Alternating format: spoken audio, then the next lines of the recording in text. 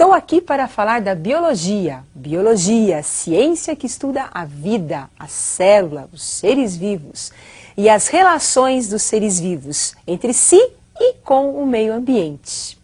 E a nossa aula inicial do curso de biologia é sobre a organização celular.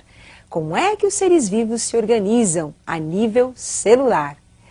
E eu gostaria que vocês lembrassem de um detalhe importante. Nós temos seres vivos que são formados apenas por uma única célula, grupo dos unicelulares. Temos os seres vivos que são formados por vários tipos de células, os pluricelulares. E os vírus? Onde nós vamos enquadrar os vírus? Onde nós vamos classificar os vírus? Os vírus apresentam uma estrutura acelular, como nós vamos estudar. E eu gostaria que vocês acompanhassem imagens de seres vivos. Temos aí a imagem dos vírus. Apresenta uma estrutura muito simples, um capsídeo envolvendo seu material genético, que é o DNA. Vírus é um ser vivo acelular, não apresenta uma célula verdadeira. Em seguida, protozoário. Ser vivo unicelular. Esse protozoário apresenta um flagelo, uma estrutura responsável pela locomoção da célula. Mamíferos, representando o grupo dos pluricelulares, seres vivos que são formados por vários tipos de células. As plantas, representando o grupo dos pluricelulares, ser vivo formado por vários tipos de células. Como acabamos de observar, você tem um protozoário, que tem apenas uma célula, organizando o animal. E você tem plantas e animais que são formados por vários tipos de células, né? Agora, a organização da célula é que é muito importante. E eu gostaria que você pensasse, qual a diferença entre uma célula bacteriana e uma célula animal? A bactéria é um ser procarionte, é um ser primitivo, apresenta uma célula procariótica, uma célula que ainda não está totalmente organizada. Célula animal, é uma célula eucariótica, do grupo dos eucariontes, é uma célula verdadeira, mais organizada. Acompanhe a estrutura de uma célula bacteriana. Temos aí um envoltório protegendo a célula bacteriana, a parede celular. Membrana plasmática, um envoltório mais interno. Além de proteção, permite as trocas entre a bactéria e o meio ambiente. Trocas de alimento, de água, de oxigênio. Região interna da célula bacteriana, nós temos o hialoplasma, porção do citoplasma onde nós vamos encontrar várias estruturas. Aparecendo os ribossomos, estrutura que pode ser encontrada de forma isolada na célula ou agrupada, como é o caso dos poliribossomos. Os ribossomos são responsáveis pela síntese proteica, produz as proteínas bacterianas. Nucleóide, material genético da bactéria. O nucleóide é a fita de DNA. Essa fita, responsável pela hereditariedade, ela está no hialoplasma, na região também chamada citoplasma da bactéria. O nucleóide não apresenta envoltório nuclear. Guardem bem isso. Não apresenta envoltório nuclear.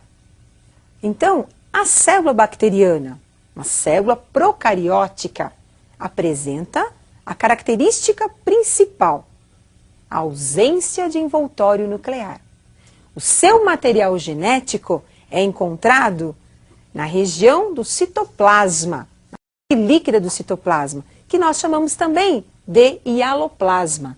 Hialoplasma é uma região amorfa, gelatinosa do citoplasma. É lá que fica o material genético da célula bacteriana.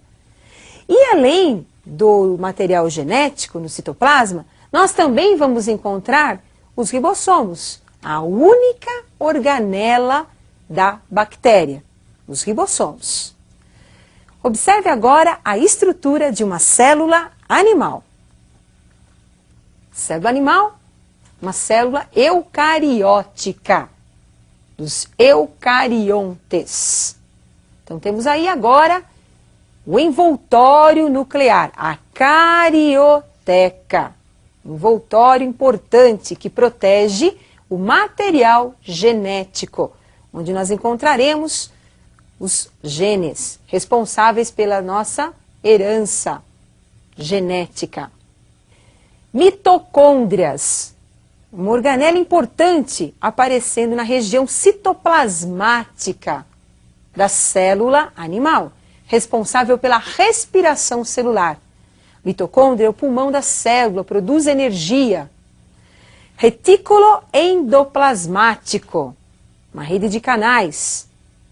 Nós temos dois tipos de retículo endoplasmático, o liso e o rugoso. O que diferencia a estrutura do retículo endoplasmático liso do rugoso é a presença dos ribossomos, que são grânulos aderidos à membrana do retículo, responsável pela produção de proteínas da célula. Temos agora complexo de Golgi, responsável pelo armazenamento e secreção da célula.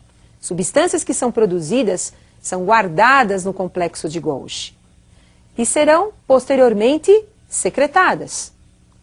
Centríolo, organela importante responsável pela formação do fuso celular durante a mitose, a divisão da célula.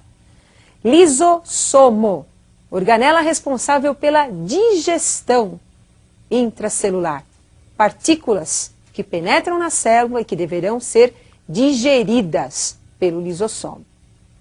Então percebam, eucarionte apresenta o envoltório nuclear, a carioteca, e também muitas organelas que são responsáveis por várias funções dentro da célula. Enquanto que no procarionte, na bactéria, nós só encontramos os ribossomos, como a organela responsável pela síntese das proteínas bacterianas. E os vírus? São seres acelulares, de uma estrutura muito simples. Vamos estudar agora os vírus. Estrutura viral. Capsídeo, envolvendo o material genético dos vírus. Material genético que pode ser DNA ou RNA. Responsável pela hereditariedade, pelas mutações que ocorrem nos vírus. Os vírus são acelulares, como nós acabamos de observar. Tem uma estrutura simples, material genético, DNA ou RNA. No caso do HIV, o vírus da AIDS, ele é considerado um retrovírus, porque ele apresenta RNA como material genético. Por que os vírus eles são considerados acelulares? Porque eles vão sempre depender de uma outra célula, tem uma estrutura muito simples. Se o vírus ele tem DNA, então nós vamos imaginar uma situação. DNA é o engenheiro de uma obra, o RNA é o operário desta obra. Então se o vírus ele tem DNA, ele tem um engenheiro, falta o operário. Então ele vai buscar o operário em uma célula que ele irá parasitar. Se o vírus tem o RNA, ele tem o operário. Falta para ele o engenheiro. Então o vírus vai parasitar uma outra célula para buscar o engenheiro. Então por isso ele é considerado acelular. Ele sempre vai depender de uma outra célula que ele irá parasitar para poder se reproduzir. Fora da célula, o vírus não tem capacidade de se reproduzir. Mas eu gostaria que vocês não esquecessem os principais pontos dessa aula. Então acompanhe uma tabela com um resumo dos principais pontos desta aula. Organização da estrutura celular dos seres vivos. Então nós temos celulares, procariontes e eucariontes. Procariontes, bactérias e cianobactérias, que vocês também conhecem como cianofícias, mas hoje nós usamos mais o termo cianobactérias. Eucariontes, protozoários, unicelulares, até o homem, incluindo, né, o grupo dos eucariontes, desde protozoário, algas, vegetais, até o homem. Acelulares, nós temos o grupo dos vírus. Não esqueçam esses detalhes que são importantes. Agora, para responder à pergunta inicial, quais as diferenças básicas entre uma célula procariótica, que é uma célula bacteriana, e uma célula animal, eu gostaria que vocês acompanhassem agora a resolução. Célula bacteriana apresenta a ausência da carioteca, membrana nuclear, ou envoltório nuclear. Nós temos apenas a presença dos ribossomos e o material genético no citoplasma da célula bacteriana. Célula animal, presença da carioteca, que é o envoltório nuclear, e a presença de muitas organelas no citoplasma. Então não esqueçam, porque isso é muito importante.